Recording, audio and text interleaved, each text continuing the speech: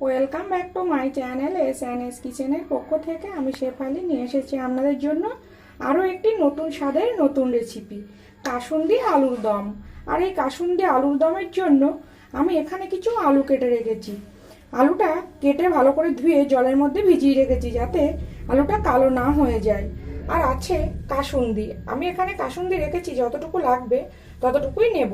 আর রেখেছি কয়েকটা কাজু, কয়েক টুকরো আদার টুকরো, শুকনো লঙ্কা আমি দানা ফেলে দিয়ে রেখেছি, কাঁচা লঙ্কা, টমেটো, আরও অন্য মশলাও আছে।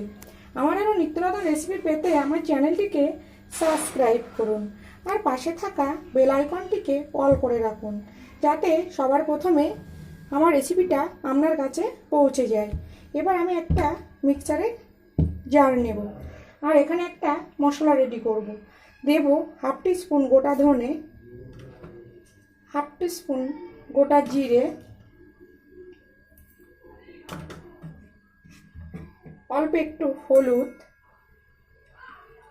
একটু কাশ্মীরি লঙ্কার গুঁড়ো।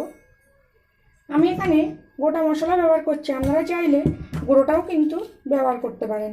এখানে শুকনো লঙ্কাগুলো আমি দানা ফেলে দিয়েছি। শুকনো লঙ্কা আছে 4টে, 2টো কাঁচা লঙ্কা, একটা বড় সাইজের টমেটো কেটে নিয়েছি, হাফ ইঞ্চির একটু বেশি আদা, আর 4-5টা কাজু দিয়ে আমি একটা সুন্দর পেস্ট করে নেব। ভিডিওটি স্কিপ না করে প্রথম থেকে শেষ পর্যন্ত দেখবার জন্য অনুরোধ রইল। দেখুন, কাসুন্দি আলুর দমের জন্য একটা কড়া বসিয়েছিলাম আর কড়াটা গরম হয়ে আসছে। সেখানে আমি পরিমাণ মতো সাদা তেল দিয়েছি আর তেলটা গরম হতে দেব। আমি সাদা তেল দিয়েছি, আপনারা চাইলে সরষের তেল দিয়ে করতে পারেন, তবে এই আলুর দমটা সরষের তেল দিয়ে করলে খেতে বেশি টেস্ট হবে। আর অন্যদিকে আমি আলুটা একটু লবণ আর হলুদ দিয়ে 80% মতো সিদ্ধ করে নিয়েছি। তাহলে তেলটা গরম হতে দেব। দেখুন, তেলটা গরম হয়ে এসছে। এখানে আমি এবার দেবো অল্প একটু লবণ দিয়ে আলুগুলো ভেজে নেব। আলুটা আমি দুবার ভাজবো। আমি এখানে আলুটা ভেজে করছি, আপনারা চাইলে আলুটা না ভেজেও কিন্তু কাসুন্দি আলুর দমটা করতে পারেন, তবে ভেজে করলে কি আলুর দমের টেস্টটা আরও বেড়ে যাবে। দেখুন, আলুটা ভাজা হয়ে গেছে আর এবার আমি তুলে নেব আর বাকি আলুটাও এই একইভাবে ভেজে নেব।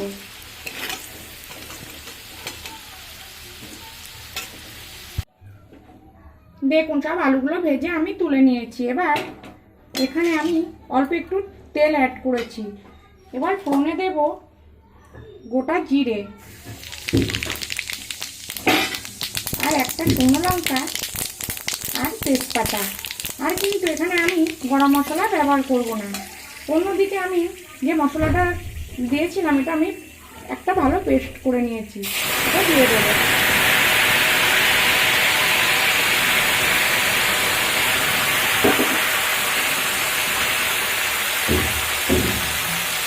আর এই মশলার বাড়িটা দিয়ে অল্প একটু জল দেব, দিয়ে মশলাটা খুব সুন্দরভাবে কষিয়ে নেব। দেখুন, মশলা কিন্তু কষা হয়ে এসছে আর তেল ছেড়ে দিয়েছে, কালারটাও কিন্তু খুব সুন্দর হয়েছে। এবার আমি এখানে একটু দেব চিনি। একদম অল্প সময়ের রান্না, কিন্তু খেতে খুব সুস্বাদু। আর এই রান্নাটা করতে করতে আমি একটাই কথা বলবো, যাদের আমার এই রেসিপি পছন্দ হচ্ছে তারা পাশে থাকুন আর চ্যানেলটিকে সাবস্ক্রাইব করুন। আর সাবস্ক্রাইব করতে গেলে অবশ্যই একটা বড় ভিডিও দেখে তবেই সাবস্ক্রাইব করবেন, তা না হলে সাবস্ক্রাইব কিন্তু কেটে যায়। এবার আমি আলুটা দিয়ে দেব। আমি কিন্তু এখানে লবণ হলুদ আর ব্যবহার করব না, কেননা আলুটা লবণ দিয়ে সিদ্ধ করা আছে আর তেলের মধ্যেও আমি একটু লবণ দিয়েছি। ভালোভাবে কষিয়ে নেব। আর এখানে এবার দেব আমি, দেখুন, 1 টিস্পুন মতো কাসুন্দি। কাসুন্দিটা কিন্তু লবণ থাকে, ওই জন্য লবণটা একটু বুঝে দেবেন। আর অন্যদিকে আমি গরম জল বসিয়েছি আর একটু নাড়িয়ে চাড়িয়ে কষিয়ে নেব। খুব বেশি কষাবো না, তাহলে সর্ষে দেওয়া আছে তেতো হয়ে যাবে।